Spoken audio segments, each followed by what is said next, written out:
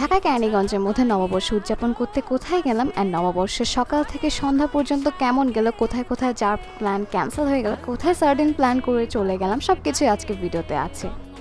শুভ নববর্ষ। Hello everyone, আসসালামু আলাইকুম। This is Arfus and welcome to my another blog. এখানে আমরা রেডি হয়ে বের হচ্ছি আর আজকে আমাদের প্ল্যান ছিল যে আমরা 2-3টা মেলাতে যাব। কেন যেন আবার মনে হলো যে একটু ছাদে যে আমরা একটু ছবি তুলে আসি, বিকজ আমরা যেতে যেতে যদি সানলাইট চলে যায় তাহলে তো ছবি ভালো আসবে না। দেন আমরা ছাদে ওঠার পর রিয়েলাইজ করি যে আজকে বাইরে অনেক বেশি গরম। দেন আমরা ডিসাইড করি যে এখন মেলায় কোথাও যাওয়া লাগবে না, আমরা দরকার পড়লে বিকেলে যাব। এখন আমরা শীতে এরকম ছবি তুলে সব জায়গায় ছবি তুলে আবার বাসায় যাই। দেন আমরা বিকেলবেলা আবার বের হই অ্যান্ড এটা আমাদের সেকেন্ড অ্যাটেম্প। আমরা জাস্ট দোয়া করছিলাম যে আমরা যেন এখন ঘুরতে পারি। বিকেলবেলা বের হওয়ার পর কোনো গাড়ি পাচ্ছিলাম না, পরে আমরা ডিসাইড করলাম যে আমরা ক্যানিগঞ্জের দিকে যাই অ্যান্ড দেন রিক্সাতে উঠে আমরা চলে আসলাম গ্রিন ভিলাতে। এখন একটু গ্রিন ভিলা ঘুরে দেখাই। এখানে প্রত্যেকটা সেকশন আলাদা। এখানে আপনার বারবিকিউর জন্য আলাদা একটা সেকশন পেয়ে যাবেন, যেখানে কিনা বিভিন্ন ধরনের ফিশ আছে, সি ফিশ, নর্মাল ফিশ, সব কিছুই আছে। আপনি জাস্ট চুজ করবেন অ্যান্ড আপনার চোখের সামনে বারবিকিউ করে দেওয়া হবে। এছাড়াও এখানে আপনি অনেক স্পট পাবেন যেখানে আপনি অনেক সুন্দর সুন্দর ছবি ক্লিক করতে পারবেন। আমি এই যে দোলনাতে বসে অনেক সুন্দর সুন্দর ছবি ক্লিক করেছি। এখানকার অ্যাম্বিয়েন্সটা কিন্তু খুব সুন্দর। আপনার শাড়ি পরে এসে খুব সুন্দর সুন্দর ছবি ক্লিক করতে পারবেন। এটা কিন্তু ফ্রেন্ডের সাথে হ্যাং আউট করার জন্য